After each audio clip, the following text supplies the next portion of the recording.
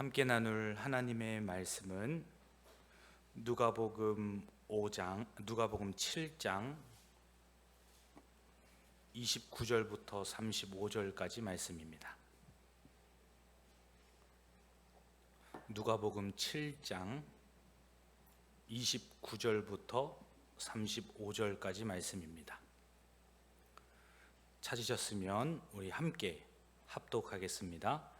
모든 백성과 세리들은 이미 요한의 세례를 받은지라 이 말씀을 듣고 하나님을 의롭다 하되 바리새인과 율법 교사들은 그의 세례를 받지 아니하므로 그들 자신을 위하여 하나님의 뜻을 저버리니라. 또 이르시되 이 세대의 사람을 무엇으로 비유할까? 무엇과 같은가? 비유하건대 아이들이 장터에 앉아 서로 불러 이르되 우리가 너희를 향하여 피리를 불어도 너희가 춤추지 않고 우리가 곡하여도 너희가 울지 아니하였다 함과 같도다. 세례 요한이 와서 떡도 먹지 아니하며 포도주도 마시지 아니하며 너희 말이 귀신이 들렸다 하더니 인자는 와서 먹고 마시매 너희 말이 보라 먹기를 탐하고 포도주를 즐기는 사람이요 세리와 죄인의 친구로다 하니 지혜는 자기의 모든 자녀로 인하여 옳다함을 얻느니라. 아멘. 하나님의 뜻을 대하는 태도라는 제목으로 말씀을 전하고자 합니다. 신앙생활을 할 때에 회색지대는 없습니다. 신앙생활이라는 것이 중간은 없다라는 겁니다. 눈과 같이 하얗든지 먹과 같이 검든지 이 신앙생활은 회색지대가 없습니다. 신앙의 온도도 마찬가지이죠. 요한계시록에 보면 라오디게아 교회에게 차갑든지 뜨겁든지 하라 라고 말씀하시지 않았습니까? 하나님의 뜻을 겸손히 받아들이고 순종하는 사람이 있고 반대로 하나님의 뜻을 거부하고 거절하는 사람들이 있다라는 겁니다. 회색지대는 없는 것입니다. 잠언 3장 34절 말씀에서도 진실로 그는 거만한 자를 비웃으시며 겸손한 자에게 은혜를 베푸시나니 라고 말씀하세요. 하나님의 뜻 가운데 겸손함으로 반응하는 사람들은 주님께서 은혜를 베푸시고 거만한 자들을 비웃으시리로다. 하나님은 반드시 하나님께 믿음으로 나오는 성도들을 칭찬하시고 붙드시는 분이시라는 것을 성경 곳곳에서 가르쳐 줍니다. 이렇듯 우리의 신앙은 하나님을 대하는 태도가 내가 겸손함으로 뜨거움을 가지고 있는지 아니면 먹과 같이 검은 마음과 뜻에 거부하고 불순종하고 있는지 우리의 태도를 오늘 말씀에 빗대어서 우리가 돌아보아야 한다라는 겁니다. 뿐만 아니에요. 야고보서 4장 6절 말씀에서도 그러나 더욱 큰 은혜를 주시나니 그러므로 일러스되 하나님이 교만한 자를 물리치시고 겸손한 자에게 은혜를 주신다 하였느니라 라고 말씀합니다. 누구에게 큰 은혜를 주시는가? 여호와 하나님께 온전한 마음과 태도를 가지고 나오는 사람들, 이 겸손함으로 주님을 향한 마음을 가지고 나온 사람들에게 주님께서 은혜를 베풀어 주신다라는 겁니다. 사랑하는 성도 여러분, 오늘 수요기도회 가운데 어떠한 태도와 어떠한 마음가짐으로 이 자리에 나오셨습니까? 주님께서 나에게 큰 은혜를 주실 것이야.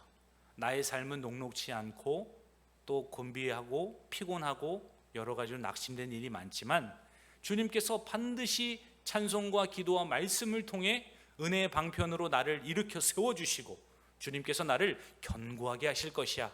그런 믿음으로 오늘 이 자리에 나오신 저와 우리 성도님들이신 줄 믿습니다. 그러한 태도와 자세를 가지고 주님은 나오라 라고 요청하고 계시다라는 겁니다. 하나님의 뜻을 겸손히 받아들이는 사람이 있고 하나님의 뜻 가운데 교만함과 자만함으로 거부하고 거절하는 사람들도 있어요. 똑같이 복음을 들으나 그 가운데 마음의 말씀을 심는 사람들이 있고 저건 내 이야기가 아니야 라고 귀를 닫는 사람들이 있다라는 겁니다. 오늘 말씀을 대하시는 성도 여러분, 하나님의 뜻 가운데 겸손하게 반응하기로 주님 앞에 기도하시고 그런 은혜를 구하시기를 주님의 이름으로 축원합니다.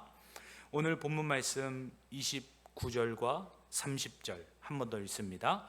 모든 백성과 세리들은 이미 요한의 세례를 받은지라 이 말씀을 듣고 하나님을 의롭다 하되 바리새인과 율법 교사들은 그의 세례를 받지 아니하므로 그들 자신을 위하여 하나님의 뜻을 저버리니라. 아멘. 우리가 첫 번째로 기억하실 것은 하나님의 뜻을 받아들이는 사람들이 있고 거부하는 사람들이 있다라는 겁니다. 이 태도는 두 가지뿐이에요. 받아들이거나 거부하거나, 이 중간지대는 없습니다. 세례 요한의 세례를 받은 사람들이 누굽니까?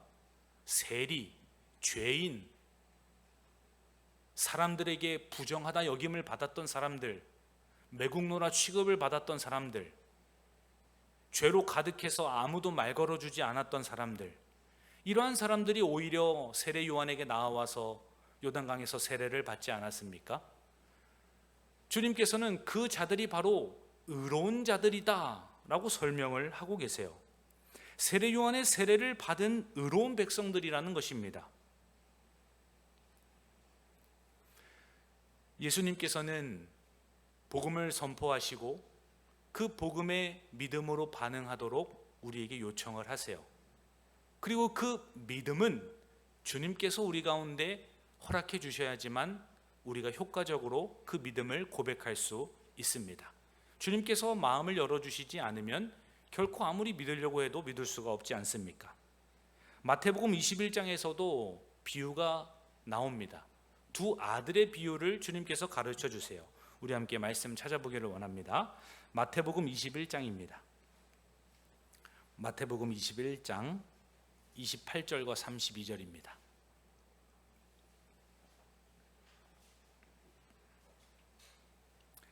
마태복음 21장 28절부터 32절까지 함께 읽습니다. 그러나 너희 생각에는 어떠하냐? 어떤 사람에게 두 아들이 있는데 맏아들에게 가서 이르되 얘 오늘 포도원에 가서 일하라 하니 대답하여 이르되 아버지 가겠나이다 하더니 가지 아니하고 둘째 아들에게 가서 또 그와 같이 말하니 대답하여 이르되 실소이다 하였다가 그 후에 뉘우치고 갔으니 그 둘 중에 누가 아버지의 뜻대로 하였느냐? 이르되 둘째 아들이니이다. 예수께서 그들에게 이르시되 내가 진실로 너희에게 이르노니 세리들과 창녀들이 너희보다 먼저 하나님의 나라에 들어가리라. 아멘. 예수님께서 이 두 아들의 비유를 들어서 말씀하시면서 누가 하나님의 뜻을 받아들인 자냐? 맏아들이냐? 둘째 아들이냐? 첫째 아들은 내가 포도원에 일하러 가겠습니다 라고 큰 소리를 쳤지만 그 약속을 이행하지 않았고, 둘째 아들은 아버지 가기 싫습니다 라고 대답을 했지만 얼마 후에 그 죄를 뉘우치고 포도원에 가서 일을 했던 둘째 아들 중에 과연 누가 하나님의 뜻에 합당한 자이냐라고 주님께서 물어보지 않습니까? 세리들과 창녀들이 너희보다 먼저 하나님 나라에 들어가리라 라고 말씀합니다. 이 세상에서 창녀들, 세리들, 이 죄인들이 세상을 등지고 나라를 팔아먹고 갈 때까지 간 사람들이라고 표현할 수 있지 않겠어요? 그러나 그렇게 사람들과 세상을 등졌던 자들도 주님의 말씀 앞에 돌이켜 반응하고 의인되는 하나님의 축복과 은혜를 입습니다. 예수님의 말씀에 수용하는 태도를 가지고 주님 앞에 나왔기 때문입니다. 바로 주님께서는 이러한 자들이 의로운 자들이라고 가르쳐 주신다라는 겁니다. 한 배에서 두 자녀가 나옵니다. 그러나 첫째나 둘째의 자녀들이 성품이 다르고 성향이 다르고 다른 인격체로 자라나는 것을 보게 돼요. 똑같은 부모 밑에서 태어났는데 이 두 자녀가 다르다 이 말입니다. 그 중에서 한 자녀는 부모의 마음을 헤아립니다. 또 어떤 한 자녀는 부모의 마음을 헤아리기보다는 자기 자신의 만족대로, 자기 자신의 이익대로 살아가는 자녀들도 우리가 보게 되지 않습니까? 그러는 것처럼 하나님의 뜻을 받아들이는 자가 있고 끝까지 하나님의 뜻을 거부하는 자들이 있다라는 겁니다. 오늘 우리는 거부하는 자인지 겸손하게 수용하는 자인지 말씀을 통해서 나의 삶을, 나의 신앙을 돌아보아야 한다라는 겁니다. 요한의 세례를 받지 않아 자신을 위한 하나님의 뜻을 저버린 자들도 있습니다. 바로 바리새인들과 율법 교사들을 의미합니다. 하나님께서 그들을 위하여서 주신 것이에요. 그러나 그들은 스스로 복을 걷어 차버리는 자들이라고 주님께서는 설명해 주고 있습니다. 예수님의 복음을 거절하는 이유가 너무나 다양하죠. 그러나 복음을 증거했던 제자들의 삶을 보면 예수님의 복음을 반박하고 거부했던 자들은 하나같이 자기 스스로 복음을 버리고 스스로 그 복음을 등한시했던 결과를 보게 된다라는 겁니다. 말씀 한 구절 더 찾아보기를 원합니다. 사도행전 13장 44절입니다. 사도행전 13장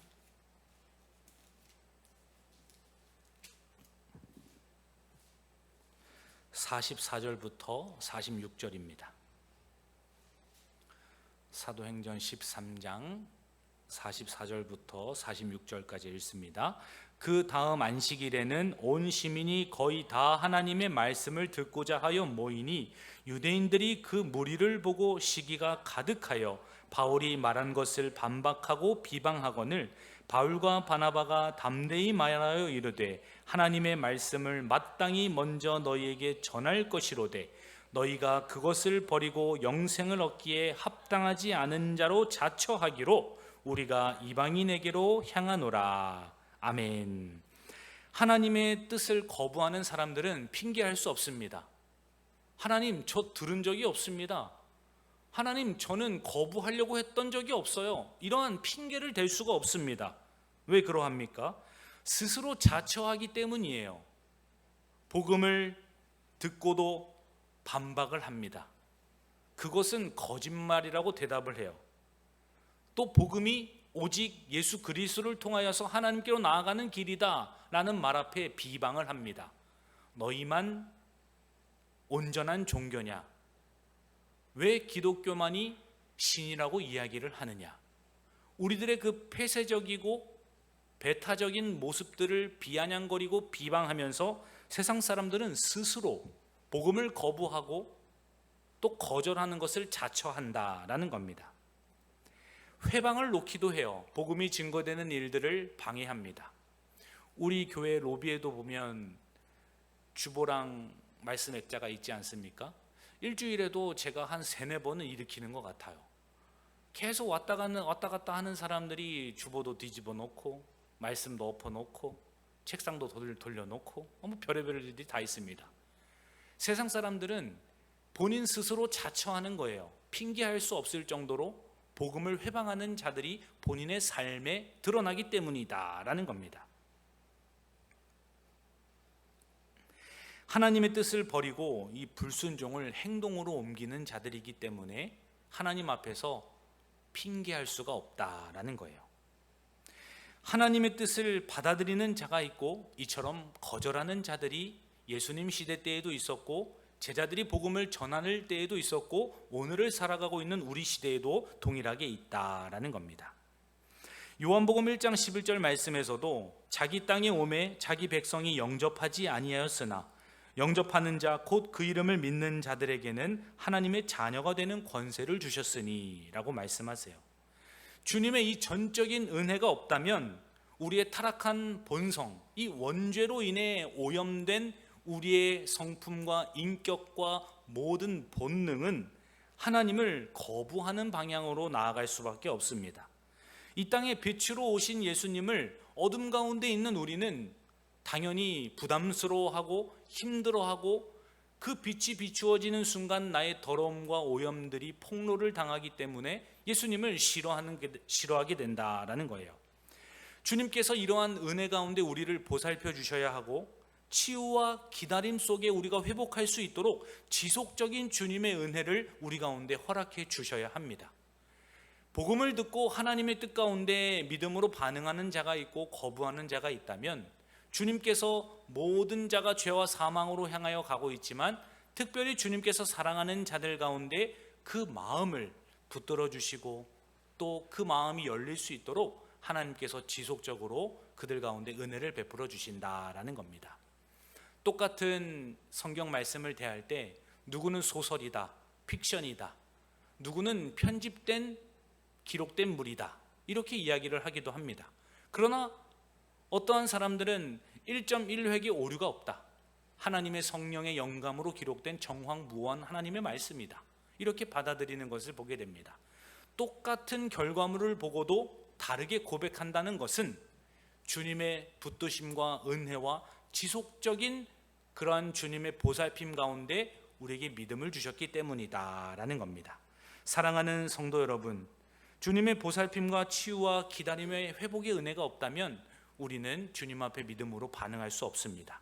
하나님의 뜻을 받아들이게 된 것을 기뻐하시면서 오늘 이 밤에 나도 죄인과 같이 세리와 같이 별반 다를 바가 없는 자이지만 주님께서 나의 마음을 여시고 나의 상황을 바꿔주시고 나를 은혜의 자리로 인도하셨다는 사실을 기억하시면서 주님 앞에 믿음으로 기도하시는 우리 모두가 되기를 주님의 이름으로 축원합니다. 두 번째로 주님께서는 뜻을 거절하는 사람들에 대해서 자세하게 이야기해 주세요. 이 삐뚤어진 완악한 태도를 가지고 있는 자들이 있다라고 말씀하십니다. 오늘 본문 말씀 31절과 32절 함께 읽습니다. 또 이르시되 이 세대의 사람을 무엇으로 비유할까? 무엇과 같은가? 비유하건대 아이들이 장터에 앉아 서로 불러 이르되 우리가 너희를 향하여 피리를 불어도 너희가 춤추지 않고 우리가 곡하여도 너희가 울지 아니하였도다 함과 같도다. 아멘. 예수님께서 비유로 들어서 설명해 주세요. 아이들이 장터에 앉아서 서로 말을 한다.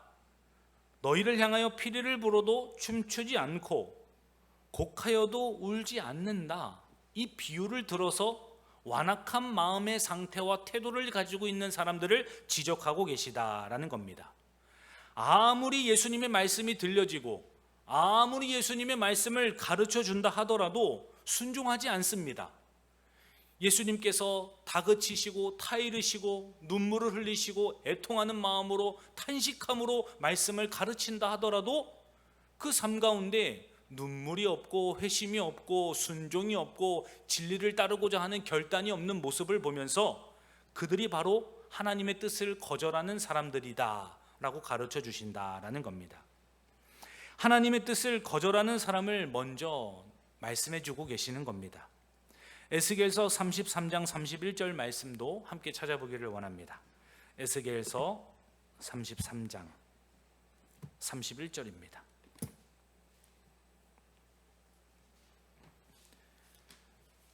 에스겔서 33장 31절입니다. 함께 읽습니다. 백성이 모이는 것 같이 내게 나오며 내 백성처럼 내 앞에 앉아서 내 말을 들으나 그대로 행하지 아니하니 이는 그 입으로는 사랑을 나타내어도 마음으로는 이익을 따름이라. 아멘. 하나님의 뜻을 거절하는 사람은 말씀을 듣습니다.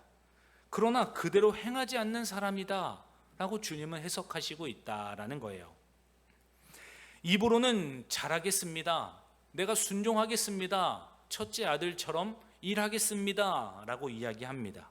그러나 정작 두 마음을 품고 있는 겁니다. 바로 그러한 자들이 하나님의 뜻을 거절하는 자다라고 설명하고 있습니다. 사랑하는 성도 여러분, 우리가 지난 주일날 하나님을 경험하라 라는 주제로 제목으로 함께 말씀을 전하지 않았습니까? 그 하나님을 경험하는 것이 과연 우리 월화수 3일의 삶 가운데 얼만큼 말씀대로 순종하고 드러났는가라는 거예요. 우리가 말씀을 듣습니다. 지금도 듣고 있지만 너무 말씀을 많이 들어요. 그러나 그 말씀이 진짜 내 안에서 역동적으로 움직이고 있고 하나님이 일상 속에서 나에게 다가오심을 내가 민감하게 반응하며 작은 순종으로 나를 이끌어 가시는 주님과 함께 내가 동행하느냐, 이 말입니다. 오늘 수요기도에 와서 그러한 고백들을 주님 앞에 하셔야 되는 거예요. 주님, 3일 동안 말씀 붙들고 살았는데 이게 참 안 되더라고요. 믿음으로 그물을 내리고 다시 기도를 시작하고 용서와 화해를 말하고 먼저 내가 손을 내밀어야 하고 먼저 안아주어야 하는데 이 작은 순종이 참 어렵더라고요. 주님, 남은 3일은 기쁜 마음으로 주님 예배할 수 있도록 저에게 순종할 수 있는 힘과 능력을 주세요. 다시 한번 주님 앞에 가슴을 치고 내가 정말 탄식하는 마음으로 하나님 앞에 엎드리고, 그러한 몸부림과 믿음의 순종이 없다면 우리는 하나님의 말씀을 거부하는 자들과도 같다라고 주님은 가르쳐주고 있다라는 겁니다. 세례 요한이 와서 떡과 포도주를 안 먹었습니다. 그러자 사람들이 귀신 들린 사람이다 라고 이야기하지 않았습니까? 마가복음 1장 6절 말씀에 보면 요한은 낙타 털옷을 입고 허리에 가죽띠를 띠고 메뚜기와 석청을 먹었더라 라고 말씀합니다. 일반적인 사람들은 포도주와 떡을 많이 먹어요. 식음료로도 사용하고 물 대신 수분을 섭취하기 위해도 일부러라도 먹었던 문화가 있습니다. 그러나 세례 요한은 떡과 포도주를 먹지 않는다고 해서 저 사람은 귀신 들린 사람이다, 저 사람은 뭔가 나사가 하나 빠진 사람이다, 이상한 사람이야, 저 사람의 말을 들어서는 안 돼, 사람들이 그렇게 이야기하지 않았습니까? 그러자 주님께서 이제는 인자가 와서 포도주도 먹고 떡도 먹고 포도주도 먹으니까 너희들이 하는 말이 이제는 먹기를 탐하고 즐기는 자요 세리와 죄인의 친구라 하는도다. 안 먹어도 뭐라 그러고 먹어도 뭐라 그러고, 하나님의 말씀이 이상한 것이 아니라 너희들의 태도가 잘못된 것이다. 너희들이 하나님의 역사와 복음의 능력을 너희들이 받아들이지 않고 있는 것이다. 주님께서는 말씀하고 계시지 않습니까? 그 거룩하고 청결하고 청빈의 삶을 살았던 세례 요한의 말도 너희가 안 듣지 않았냐? 그러면서 인자가 와서 정작 죄인들과 같이 놀고 식탁의 교제도 하고 그런 모습을 보면 오히려 세례 요한과 다른 진짜 메시아가 왔다고 고백을 해야지, 왜 너희들은 또다시 나를 거부하느냐 라고 말하며 너희들이 하나님의 뜻을 거부하는 자들이다 라고 바리새인과 유대인들에게, 서기관들에게 가르쳐주고 계시다라는 겁니다. 이 십자가의 복음이라는 것은 멸망의 길로 가는 사람들에게는 너무나 미련해 보이는 것이에요. 십자가의 길을 걸어가려면 시간과 건강과 육체와 재정과 마음과 모든 생각들과 우리의 모든 기관들을 다 주님께로 향하여서 초점을 맞춰서 바꿔 살아야 하지 않습니까? 그러다 보니까 이 세상 사람들이 보기에는 미련해 보이는 겁니다. 아니, 그 시간에 더 좋은 곳을 가고 그 돈을 가지고 더 귀한 것을 먹고 마시고 하고 더 그 시간과 에너지를 다른 곳에 쏟으면 좋을 텐데 왜 그러한 데 허송세월을 보내고 있느냐? 이 세상 사람들은 우리를 미련하게 봅니다. 그러나 구원을 받은 우리에게는 그것이 능력이죠. 세상 가운데 지쳐 힘들고 쓰러지고 낭망할 때마다 십자가 앞으로 나올 때 다시 샘솟듯 힘을 허락해 주시고 능력을 더하시며 나의 생각과 마음을 변화시켜 주시는 그 주님과 함께 다시 영광스러운 삶을 살아간다는 것, 이것이 얼마나 복되고 귀합니까? 교회에 나와서 작지만 봉사하고 섬기고 서로 사랑할 때에 우리 가운데 부어주시는 주님의 마음과 서로 형제의 눈빛과 사랑을 통해 우리 안에 채워지는 그 마음의 따뜻함이 얼마나 복음 안에서 영화로운가라는 겁니다. 고린도전서 1장 18절입니다. 십자가의 도가 멸망하는 자들에게는 미련한 것이요 구원을 받는 우리에게는 하나님의 능력이라. 오히려 우리는 십자가의 도를 걸어가는 것을 자랑하고 기뻐합니다. 그것을 곤욕으로 여기는 것이 아니라 그것이 진짜 하나님의 능력이고 우리의 삶의 가장 큰 기쁨이다. 그런 고백을 우리가 아름답게 하게 된다라는 겁니다. 그렇듯 세례 요한이 와서 복음을 전하는 것, 예수님께 와서 하나님 나라를 증거하는 것, 이 모든 것들이 그 사람들이 그 하나님의 뜻을 대하는 태도, 여기에서부터 잘못된 것임을 가르쳐주고 계시다라는 겁니다. 사랑하는 성도 여러분, 혹시라도 신앙생활을 하다가 나의 시간이, 나의 체력이, 나의 재정이, 나의 감정이 아까워서 조금이나마 마음이 흔들리고 그러한 믿음이 어려운 상태에 있다면 오늘 주님의 말씀을 들으시고 오히려 그것이 나를 더 견고하게 만들어 가시는 주님의 은혜이다, 이러한 아름다운 고백을 하시는 우리 모든 성도님들 되시기를 주님의 이름으로 간절히 축원합니다. 이러한 삐뚤어진 완악한 태도는 주님께서 원하시는 마음이 아니다라는 겁니다. 하나님의 은혜와 그 어떤 구원 사역에도 반응하지 않는 이런 영적인 무감각함, 주님께서는 이것을 책망하고 계십니다. 로마서 1장 24절에서는 그러므로 하나님께서 그들을 마음의 정욕대로 더러움에 내버려 두사 그들의 몸을 서로 욕되게 하셨으니 라고 말씀하세요. 주님께서는 그 마음대로 더러움에 내버려 두시는 것입니다. 그들이 죄악된 길로 나아가는 것을 알면서도 주님은 그냥 내버려 두세요. 하나님께서 택한 영혼이 아니고 주님의 씨앗이 아니기 때문에 그러한 일들을 행하지 않으시겠습니까? 그러나 하나님께서는 반드시 그의 사랑하는 자들이 뜻을 순종함으로 수용하고 받아들일 수 있도록 하나님께서는 그 마음과 심령을 가장 효과적으로 인도해 가시는 것을 보게 된다라는 겁니다.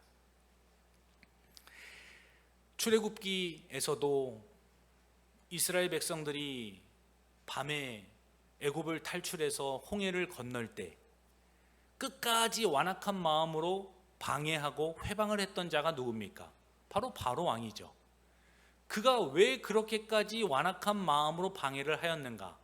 하나님께서 그 바로의 마음을 완악하게 하셨다고 성경은 기록하고 있습니다. 우리가 방금 읽었듯이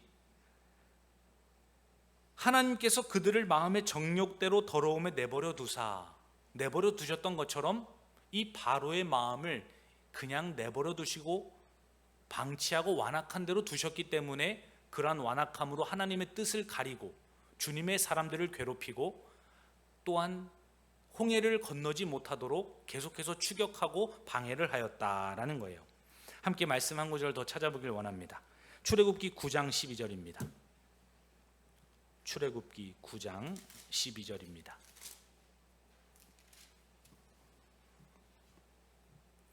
출애굽기 9장 12절 함께 읽습니다. 그러나 여호와께서 바로의 마음을 완악하게 하셨으므로 그들의 말을 듣지 아니하였으니 여호와께서 모세에게 말씀하심과 같더라. 아멘. 10가지 재앙이 애굽에 내리고서야 그때 겉으로만 완악한 마음을 거뒀던 바로의 모습을 보게 됩니다. 이처럼 삐뚤어진 완악한 태도를 가지고 하나님의 뜻을 판단하고 거절하고 거부하는 사람들이 있음을 가르쳐 주신다라는 겁니다. 사랑하는 성도 여러분, 내가 하나님의 말씀대로 살지 못하는 것은 한편으로는 하나님께서 나를 그냥 내버려 두고 계신 것이라고 우리가 생각할 수 있습니다. 그러할 때 우리는 경각심을 가지고 주님 앞에 기도해야 하는 것입니다. 하나님, 말씀을 들어도 내 마음이 움직이지 않고 요동하지 않습니다. 그 어떠한 하나님의 진리의 말씀을 읽어도 내 마음이 심장이 뛰지 않습니다. 주님, 어찌해야 합니까? 혹시라도 저에게 은혜를 베풀어 주시지 않는다면 저는 단 한순간도 살아갈 수가 없습니다. 그러한 믿음의 고백을 가지고 주님 앞에 나오는 사람들이 바로 죄인이었고 세리들이었고 창녀였고 주님의 도우심을 간절히 바랬던 사람들이다라는 겁니다. 내가 병든 자라는 것을 알아야지 주님을 찾습니다. 내가 말씀 앞에 오늘 순종하지 못했다는 것을 깨달아야지만 주님을 찾게 된다라는 것이죠. 이 삐뚤어진 완악한 태도는 바로의 마음과도 같은 것이고 완악함으로 주님의 뜻을 가로막는 우리의 모습과도 다르지가 않다라는 겁니다. 사랑하는 성도 여러분, 말씀 앞에 두려워 떨지 않는다면 우리는 지금 은혜의 소낙비가 멈춰 있는지도 모릅니다. 주님의 말씀 앞에 두렵고 떨리는 마음으로 내가 생각하고 행동하고 내가 고백하지 않는다면 그 삶은 미지근한 신앙과도 같다라는 겁니다. 주님께서 우리를 택하여 불러주셨습니다.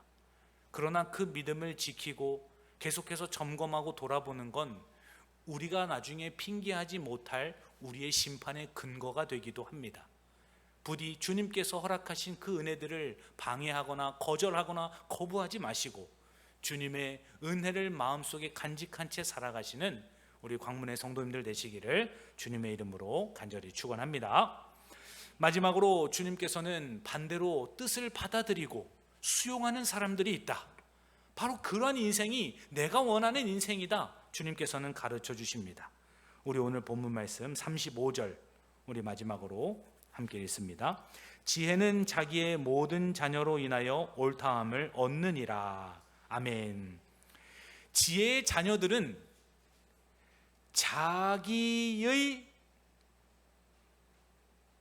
모습을 통해 옳다함을 얻느니라. 이 다른 세번역본이나 다른 쉬운 성경에서는 그렇게 번역을 합니다. 주님의 뜻 가운데 변화를 받아 겸손함으로 수용하는 자들은 그 지혜로운 자녀들의 삶을 통하여서 옳음이 증명된다라는 의미라는 것이에요. 하나님의 뜻을 받아들이는 사람은 자녀들로서 결국 하나님의 뜻이 옳다는 것을 증명하게 됩니다. 우리의 삶을 통해 하나님의 살아계심이 드러나고 우리의 삶을 통해 성령의 열매가 맺혀지는 것을 통해서 주님께서는 우리가 복음에 아름답게 반응한 사람들로 세워주신다라는 거예요. 마태복음 7장 말씀을 보기를 원합니다. 마태복음 7장 16절입니다. 마태복음 7장 16절입니다. 마태복음 7장 16절부터 20절까지 함께 읽습니다. 그들의 열매로 그들을 알지니 가시나무에서 포도를 또는 엉겅퀴에서 무화과를 따겠느냐. 이와 같이 좋은 나무마다 아름다운 열매를 맺고 못된 나무가 나쁜 열매를 맺나니 좋은 나무가 나쁜 열매를 맺을 수 없고 못된 나무가 아름다운 열매를 맺을 수 없느니라. 아름다운 열매를 맺지 아니하는 나무마다 찍혀 불에 던져지느니라. 이러므로 그들의 아멘. 주님께서는 그들의 열매로 그들이 하나님을 거부하는 자인지 하나님의 뜻을 받아들이는 자인지 주님께서는 알게 될 것이다. 이렇게 가르쳐 주십니다. 우리는 삭개오의 내용을 잘 알고 있어요. 삭개오가 회심하지 않았습니까? 누구보다 부자였고 세리장이었어요. 세관을 맡은 자였기 때문에 착복을 많이 하던 자였죠. 어느 날 예수님이 문득 궁금했습니다. 사람들이 예수님을 메시아라고 하고 그분을 만난 사람들이 변화를 받고 또 죽은 자도 살아나고 눈먼 자도 눈을 뜨는데 그분이 우리 동네로 오신다고 하는데 내가 그분을 좀 만나봐야 되겠다. 그래서 키가 작았던 이 삭개오가 돌 무화과 나무에 올라가지 않습니까? 그곳에서 예수님이 멀리서부터 오시는 걸 보고 있었는데 자기 앞에 오셔서 삭개오야 내려오너라. 내가 오늘 너희 집에서 유하겠다. 너희 집에서 묵겠다고 말씀하시니까 얼마나 삭개오가 놀랐겠어요. 그러자 삭개오가 어떻게 대답을 합니까? 말씀 한 구절 더 찾아보길 원합니다. 누가복음 19장 6절입니다. 누가복음 19장 6절부터 9절까지 우리 함께 읽겠습니다. 급히 내려와 즐거워하며 영접하거늘 뭇사람이 보고 수군거려 이르되 저가 죄인의 집에 유하러 들어갔도다 하더라. 삭개오가 서서 주께 여짜오되 주여 보시옵소서. 내 소유의 절반을 가난한 자들에게 주겠사오며 만일 누구의 것을 속여 빼앗은 일이 있으면 내 갑절이나 갚겠나이다. 예수께서 이르시되 오늘 구원이 이 집에 이르렀으니 이 사람도 아브라함의 자손이미로다. 아멘. 회심한 자는 삶의 변화가 있는 것이고 삶의 열매가 있는 것입니다. 예수님을 영접한 삭개오는 사람들의 수군거림에도 개의치 않아요. 사람들의 손가락질에도 예수님을 믿고 그분을 영접하는 일에 전혀 부담을 느끼지 않습니다. 예수님의 순종을 듣고도 거부하지 않아요. 너의 재산을 팔아서 나누어 주라. 그것은 하나님 나라의 법도에 어긋나는 것이다. 너 때문에 피 흘리고 상처받고 괴로워하고 가정이 깨지고 감옥에 갇혀있는 저자들의 삶을 너는 살펴보아야 한다. 그 무리한 요구에도 삭개오는 어떻게 반응합니까? 주님, 제가 그러하겠습니다. 오히려 제가 등쳐먹었던 일이 있으면 내 갑절이라도 제가 더 갚겠습니다. 회심했던 삭개오는 변합니다. 예수님의 말씀을, 예수님의 뜻을 수용하고 받아들인 사람은 삶의 변화가 일어난다라는 겁니다. 회심한 삶에 대한 가르침을 수용하는 거예요. 내가 예수 믿는다 아무리 자랑하고 연수가 오래됐다 하더라도 주님의 말씀에 순종하지 않는다면 그 믿음은 거짓 믿음입니다. 아무리 오랜 세월 예수님을 믿는다 하더라도 가정에서 자녀들에게, 배우자에게, 시부모님에게, 처가댁에게, 교회 지체들에게, 원수들에게, 처음 보는 낯선 이들에게, 이웃들에게 내가 복음이 실현되지 않고 있다면 그것은 우리의 믿음이 뭔가 잘못돼도 잘못 가고 있는 것이다 라는 겁니다. 사랑하는 성도 여러분, 오늘 하나님의 뜻을 대하는 두 태도에 대해서 우리가 보고 있습니다. 나는 주님을 거부하는 사람입니까? 아니면 그분의 뜻대로 살려고 마음속에서 영적인 전쟁을 치러가며 주님의 뜻 가운데 서기를 원하는 자입니까? 오늘 기도하는 이 시간에 내가 주님의 뜻대로 살기를 원합니다. 내가 작은 순종을 해야 하는 부분이 무엇입니까? 오늘 당장 집으로 돌아가고 자녀들을 대하고 잠을 들기까지 어떠한 작은 순종을 해야 하는 것입니까? 이 밤에 기도하시면서 나의 영적인 무너진 부분들을 회복하시고 주님 앞에 다시 응답받고 돌아가시는 저와 우리 성도님들 되시기를 예수님의 이름으로 축원합니다. 하나님의 이 지혜에 순종을 하고 변화된 자녀들은 삶과 열매를 통해 오름이 증명되는 것입니다. 세리들이 그 자리를 버리고 주님을 따랐습니다. 죄인들이 회개하고 다시는 죄를 짓지 않았습니다. 이 회심한 사람들이 이전의 삶을 버리고 새로운 삶을 살았다라는 거죠. 야고보서 3장 13절 말씀에서도 너희 중에 지혜와 총명이 있는 자가 누구냐? 그는 선행으로 말미암아 지혜의 온유함으로 그 행함을 보일지니라 라고 말씀합니다. 말뿐인 신앙이 아니라 행함이 있는 신앙으로 주님의 뜻 가운데 성령의 열매를 드러낸다는 사실입니다. 성령으로 사는 사람은 성령의 열매를 맺을 수밖에 없습니다. 성령으로 살기 때문이죠. 내 힘과 능력으로 사는 사람은 나의 더러움과 추악함과 오염됨이 드러납니다. 내가 주인이기 때문이죠. 주님께서는 우리 가운데 우리의 연약함을 아시고 성령을 보내주셨어요. 우리의 본성과 오염된 죄악된 삶은 옳은 것 선행의 길로 나아갈 수 없습니다. 그렇기 때문에 주님께서는 우리 가운데 성령을 주셨어요. 마지막 말씀 한 구절을 읽고 마치도록 하겠습니다. 갈라디아서 5장 22절부터 24절입니다. 갈라디아서 5장 22절부터 24절입니다. 갈라디아서 5장 22절 함께 읽습니다. 오직 성령의 열매는 사랑과 희락과 화평과 오래 참음과 자비와 양성과 충성과 온유와 절제니 이 같은 것을 금지할 법이 없느니라. 그리스도 예수의 사람들은 육체와 함께 그 정욕과 탐심을 십자가에 못 박았느니라. 아멘. 사랑하는 성도 여러분, 우리는 이미 주님과 함께 십자가에서 죽은 자들입니다. 죽고 다시 살아난 존재이기 때문에 성령을 받은 것입니다. 오늘 하루도 남은 시간 짧은 시간이지만 주님의 뜻 가운데 어떻게 내가 순종할 수 있을까? 어떻게 하나님을 경험할 수 있을까? 남은 주일까지 기도함으로 민감하게 반응하시고 깨어서 기도하시는 우리 모두가 되기를 주님의 이름으로 축원합니다.